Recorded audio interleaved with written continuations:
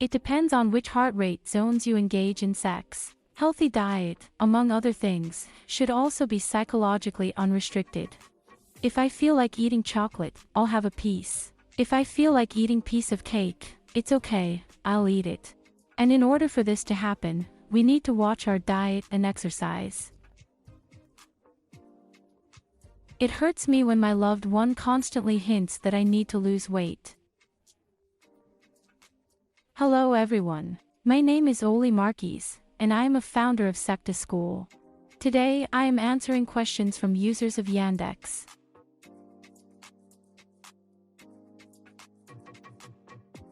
First, it is necessary to conduct an analysis to identify the things that become a problem. In other words, it is difficult to start changing if you don't have any problems, but sometimes we simply turn a blind eye to certain things. Some people are motivated by their appearance, while others are motivated by lack of energy, lack of productivity, or poor well-being. You can sit down and write down the things that you don't like, making it the first step and motivation for change. And write down what you would like to achieve instead. The second step is to create a plan considering motivation cycles. Many people have no problem motivating themselves. They want to lead a healthier lifestyle, but after a while, they burn out and run out of energy. It is necessary to create a new plan considering motivation cycles, knowing the duration of each cycle, when you can dedicate attention to it, and distribute your energy properly based on your schedule and workload. Build an action plan not only for the immediate motivation cycle but also for the next and the next.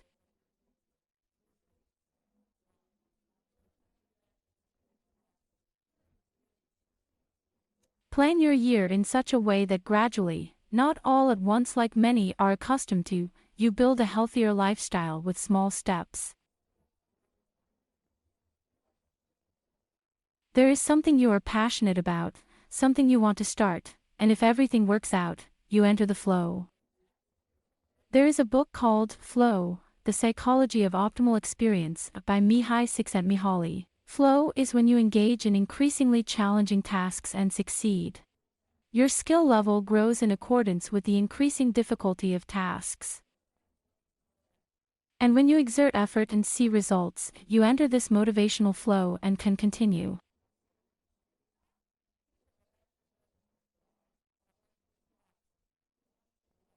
But at some point, the body, having limited adaptive capabilities, reaches a plateau where, no matter how much effort is applied, the body does not respond in the same way. The efforts do not yield directly proportional success, and the person gives up. Or at some point, they continued, and then something unexpected happened, like falling ill or a work emergency. They abandoned the process, and it feels like they fell off track. Motivation ends when a person falls out of the flow.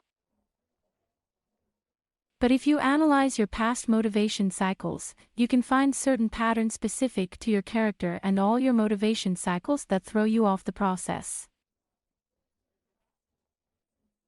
And you can work in blocks of 1 week, 2 weeks, or 3 weeks. These blocks will be more beneficial than starting once and quitting completely after a month. It's better to start immediately for 2 weeks and know that after that, you evaluate the results, you achieved that specific effect in a short period, and then you relax and don't push yourself to continue. Do you have such short motivation cycles?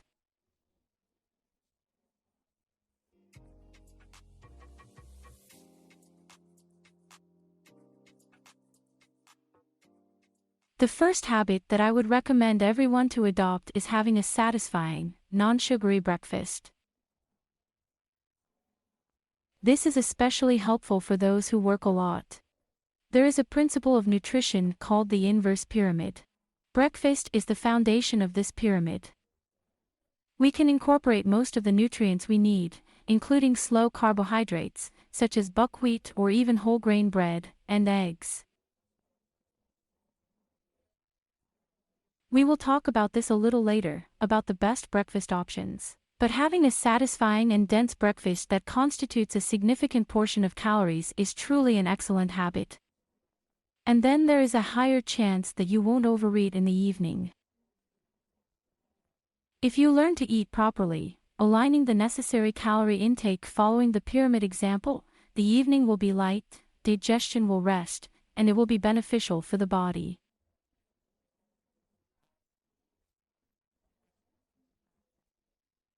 The second habit is 5 minutes of morning exercise. Although it may sound a bit cliché, there are different types of exercises. You can do 5 minutes of high-intensity exercise to kickstart and give a slight stress to the body, activating adrenaline and promoting metabolic processes right from the morning. And the third habit is to take the stairs and walk. To have a healthier body, it is necessary to move more. As you get used to movement, your body will start craving it. But before that, you need to make a little effort, for example, walking more from work to home and always breathing fresh air. Research has shown, we were recently at a conference in Prague, that even in a polluted and gas-filled city, using a bicycle is more beneficial than not using it.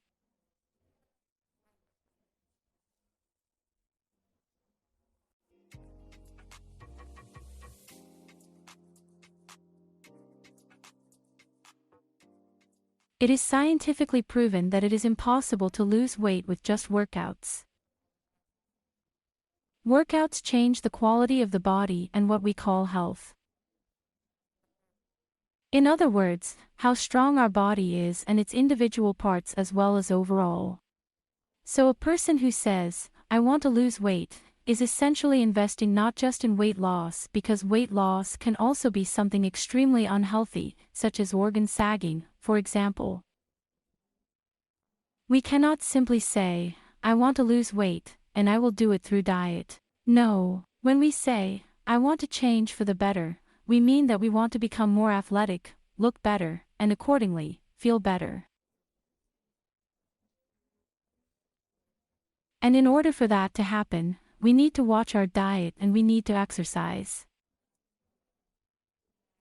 To exercise at home, you need to train, well, to work on your abs, target problem areas, basically everything that is part of our goal. A properly designed program is necessary for that. And again, if we're talking about filming, like following a video or a plan, it is important that it is the correct technique. It always remains on the person's side. If you train at home, train in front of a mirror, listen to all the instructions regarding technique because technique is important. Our body adapts, develops an athletic physique, but it is these muscles that you want when you set tasks for them to perform exercises with specific technique. The body says what it needs to be in order to accomplish these tasks, what muscles it needs, they need to be strong. And sacrifice is not needed, it simply becomes a source of energy. And nutrition should be appropriate. If you eat too little, the body will not release excess fat because it will think you need reserves for a rainy day. You need to eat enough and have sufficient nutrients. Once you learn to eat just enough to satisfy your hunger and do it with all the necessary nutrients, then absolute metabolic harmony is achieved, and the excess is not accumulated from every consumed pastry. So if everything you eat, you know it will end up on your waist, it is possible because when the body is in starvation mode, it really accumulates excess. And in order to prevent this from happening, it is necessary to increase the caloric intake. But at the same time, for weight loss, a small deficit is still needed, but one that is not felt as hunger. Your deficit should not be felt as hunger. This is very important to notice.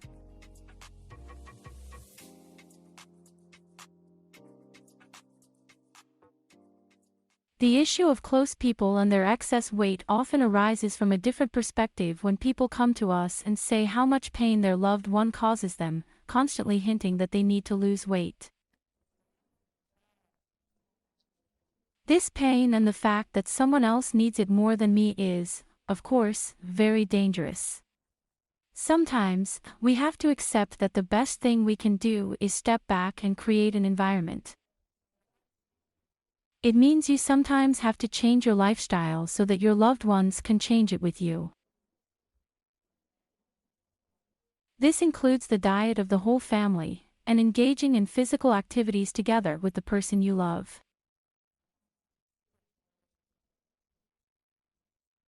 So, all we can do is lead by example and try to facilitate the entry into this lifestyle for others.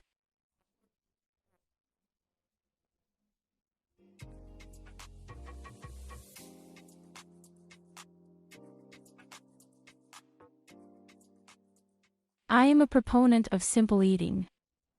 My favorite breakfast. It's scrambled eggs with black bread, 3 eggs, 2 or 3 slices of bread, a satisfying breakfast with cheese, cottage cheese, pickles, and tomatoes.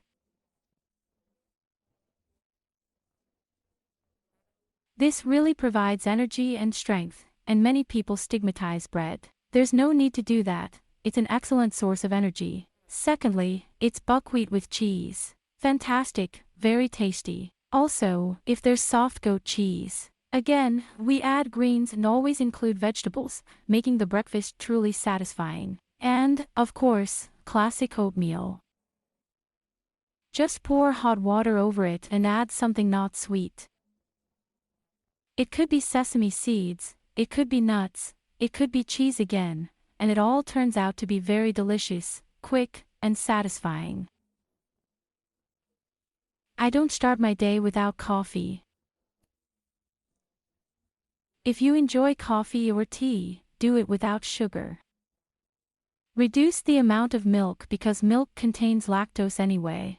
If you enjoy coffee with milk, sometimes just a few drops are enough instead of the amount that is usually poured for us. So, I always ask in coffee shops to just sprinkle a drop.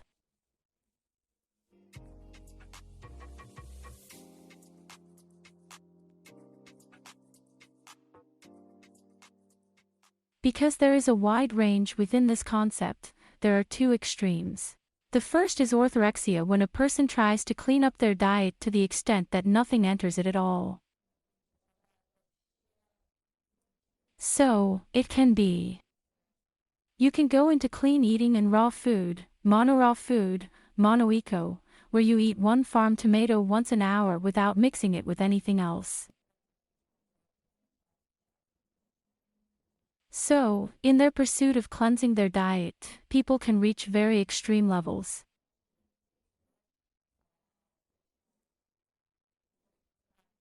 And without diminishing the efforts of these individuals, it should be noted that perhaps the biggest downside of this extreme is that a person becomes socially isolated when they dedicate a lot of time and energy specifically to their diet.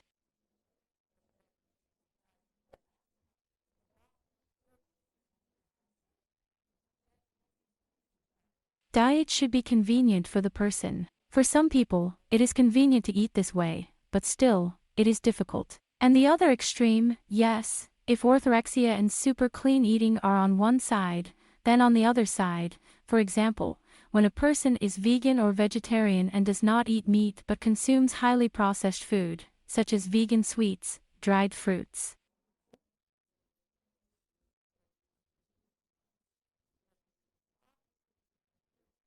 Well, this type of diet is not nutritionally balanced and does not contain all the necessary elements. Of course, they do not eat enough legumes, complex carbohydrates, because it is difficult, it is not always available everywhere. The diet becomes monotonous, but the person thinks that this is a healthy diet, and it is not necessary for a person to eat certain foods their whole life. It should be varied enough. Well, there should be freedom. If you want to eat a piece of chocolate, go ahead. If you want to eat a piece of cake, It's okay because the majority of your diet consists of good quality products.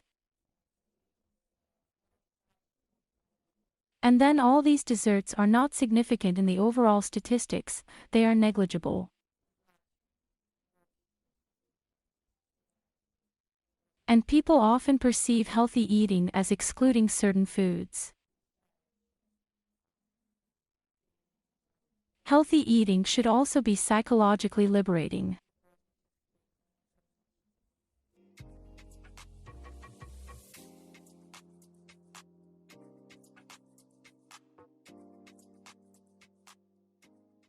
Yes, this question is really great and very relevant for many people because there is a strong desire to lead a healthy lifestyle and there are interests and habits.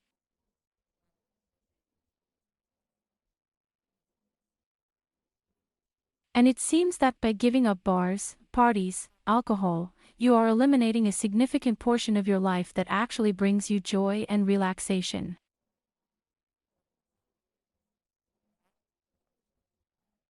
But when someone tells you to go for a run, it's just not the same initially.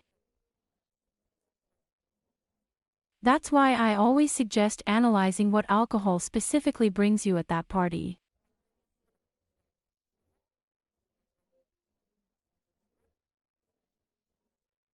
In other words, what specific feeling do you want to experience? There was also a question about Saturday hangovers, which is very important. Sometimes a person cannot allow themselves to relax and rest on a Saturday if they don't have a hangover. But if I have a hangover and I am immobile, I won't go anywhere, and I allow myself to be in that state. Sometimes the desire to just be non-functional is more important to us than the fun at a party that alcohol provides.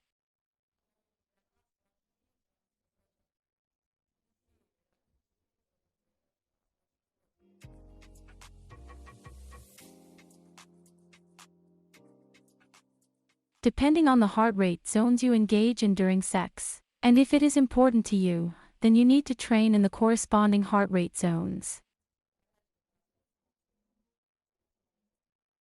For example, if you engage in fast and intense sex, you can do high-intensity interval training, HIIT. If you enjoy long periods in the aerobic zone, then low-intensity running can help you. And if you like some intricate poses that require long holds, you can try yoga and static dynamic practices where various asanas are held for a long time.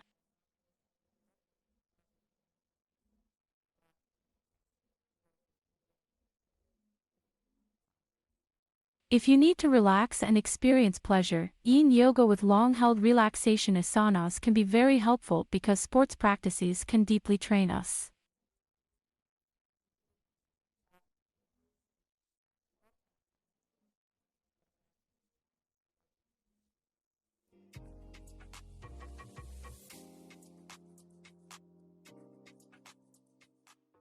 Yes, eating disorders, which can be called restrictive, exist in various forms such as anorexia and bulimia, which are the most well-known disorders to people.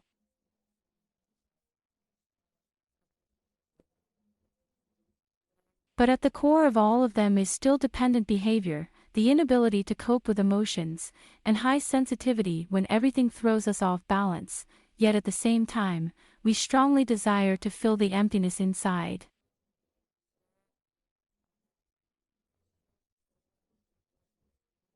There is a question about people and other manifestations of this dependent behavior, even when it doesn't relate to food. And here it is very important to learn to work with our emotions, develop emotional intelligence. Every time inner anxiety arises and the desire to fill that emptiness arises, it is necessary to determine the cause. Initially, this can manifest as overeating or dependent behavior in relationships. But the more you work on and track the sources of anxiety, these triggers, it becomes clear which emotion you associate with each trigger.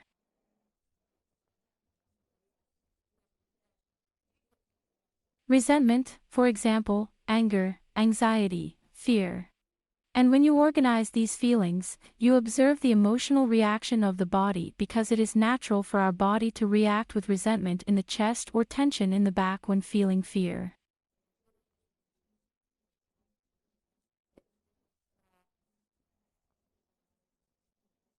All these things, when you identify them and stop falling into the spiral of these feelings that you just want to stop.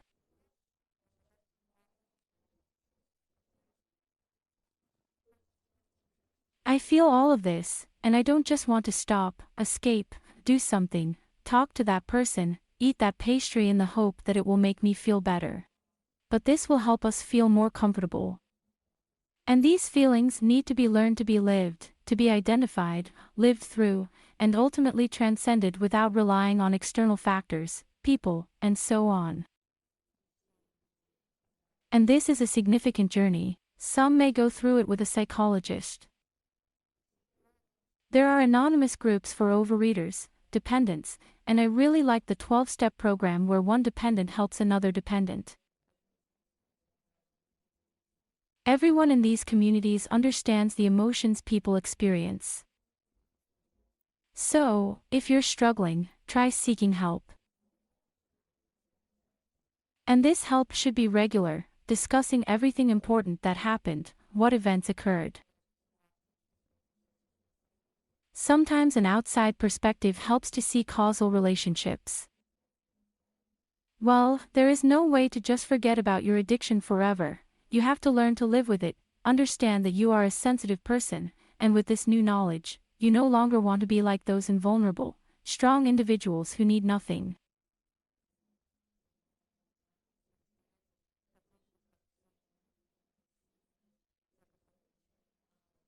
But recognizing your powerlessness can open up not only tools for living normally but also a creative depth that will help you find your place in this world.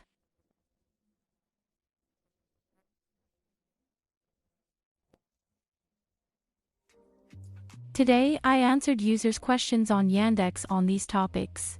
We focused on both psychology, physiology, and questions about lifestyle in general. If you still have questions, I'll be glad to answer them. Ask them in my Instagram or profile.